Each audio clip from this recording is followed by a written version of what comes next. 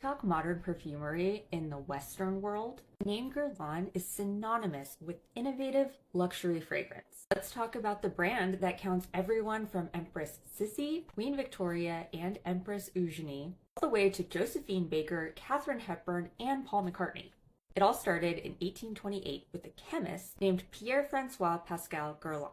His occupation was listed as perfumer and vinegar maker, I'm guessing because he was making various beauty products, not just perfume at that point. Now, interestingly, during this time period, perfumers had books that had the formulas for common preparations, and those could be fragrances or they could just be regular beauty products. So he would have all of those as a starting point, and then he would build from there his own creations. And last summer, I did a video on Caswell Massey's Jockey Club. There were a lot of fragrances called that because they didn't have the big production facilities yet. You would go to your local perfumer/chemist, and they would have the formula and make what you wanted, and that's what Guerlain was doing. Guerlain grew a cult following of his products over the years. Wealthy and aristocratic clients flocked to him for products such as his strawberry cream, which was supposed to help you keep a bright complexion. And according to Guerlain, this was actually created for Empress Sissy of Austria. And I did a video on her, it's linked below if you would like to watch that. Like I said in that video, Sissy was not a perfume girly, but she was very into her skincare. And then one product that Guerlain created that you can still buy to this day is the Baume de la Fleur, which is basically just a lip balm. Still popular, still selling it. Guerlain also created modern lipstick. Before you yell at me, to be clear, yes, lip color has been around since ancient Egypt, if not before.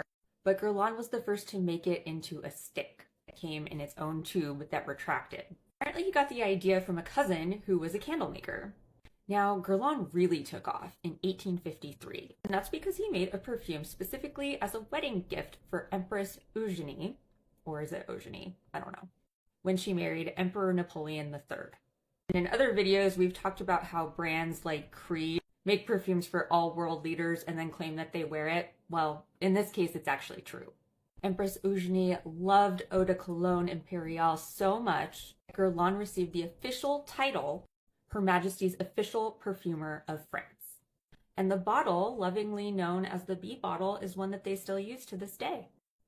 And here's the bee right here on my bottle. The design was created specifically because the bee was the early symbol of French royalty, and Napoleon brought it back after the fleur-de-lis to differentiate himself. Now, Pierre died in 1864, but the story of Guerlain was just getting started. Stay tuned for part 2, where we're going to talk about the next generation of Guerlain perfumes.